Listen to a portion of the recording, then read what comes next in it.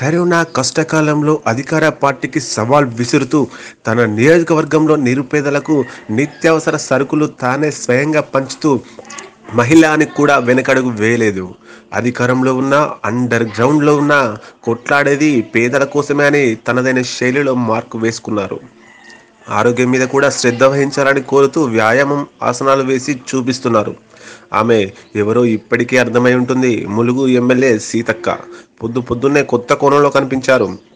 ఒకసారి ఏం చేస్తున్నారో చూసి మనం కూడా పాటిద్దాం, ఆరోగ్యాన్ని కాపాడుకుందాం. తీసేయాలి అంటే వదలాలి, ఇట్లా తీసుకొని ఇట్లా వదలాలి.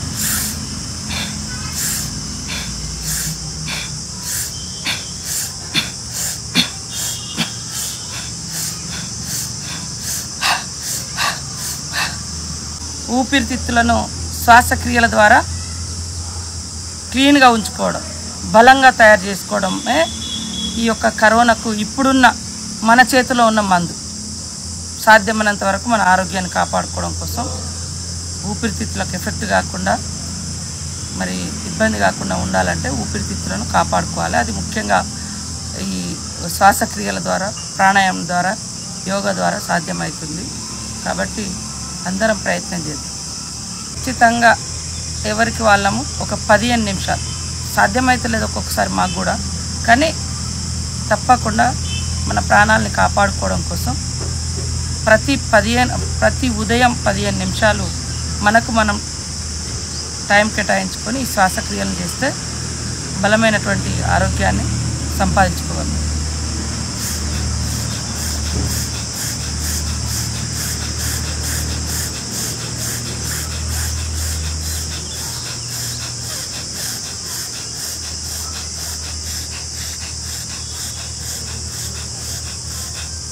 కరోనా సృష్టించినటువంటి ఆరోగ్య బీభత్స కాలం ఇది.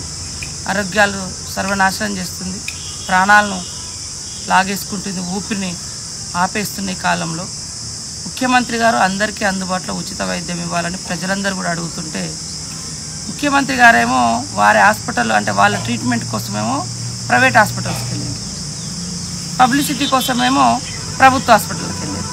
సరే, ప్రభుత్వ హాస్పిటల్కి వెళ్ళైనా కూడా ప్రజలకు కావాల్సినటువంటి అంటే రోగులకు కావాల్సినటువంటి వైద్య పరికరాలను కానీ, వైద్య సిబ్బంది కానీ, వైద్య అంటే ప్రభుత్వ హాస్పిటల్లో బలోపేతం చేసే దిశగా ₹1 కూడా ఇప్పటివరకు రిలీజ్ చేయాలి.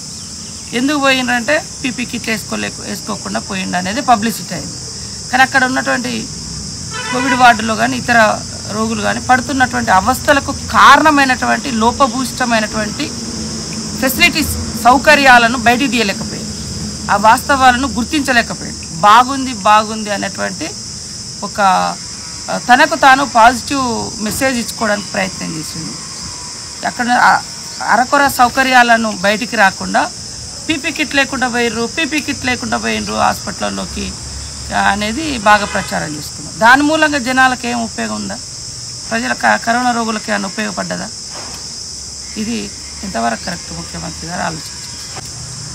ముక్కుల ద్వారా ఒక ముక్కు అంటే ఒక రంధ్రాన్ని మూయాలి, ఒక రంధ్రం ద్వారా గాలి పీల్చుకోవాలి. ఇట్లా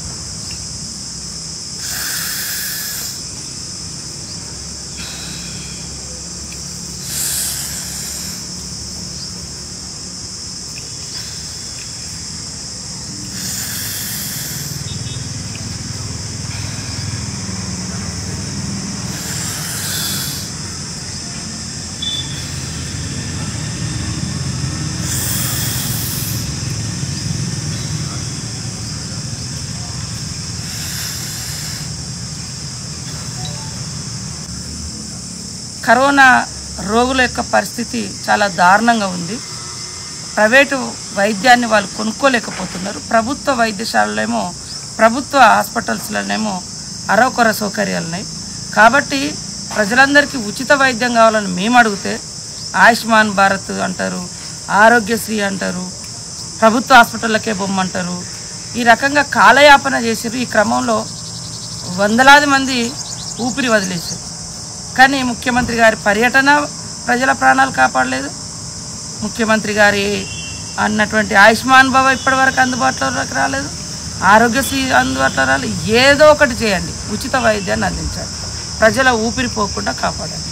ప్రజలారా, మన ఊపిరితిత్తులను మనం బలోపేతం చేసుకుంటూ మన ఆరోగ్యాలు కాపాడుకునే ప్రయత్నం ఈ శ్వాసక్రియల ద్వారా కొంతైనా చేసుకుందామని కోరుకుంటున్నాను. జనం టీవీ తెలుగును సబ్స్క్రైబ్ చేయండి, షేర్ చేయండి, బెల్ ఐకాన్ను యాక్టివ్ చేయండి.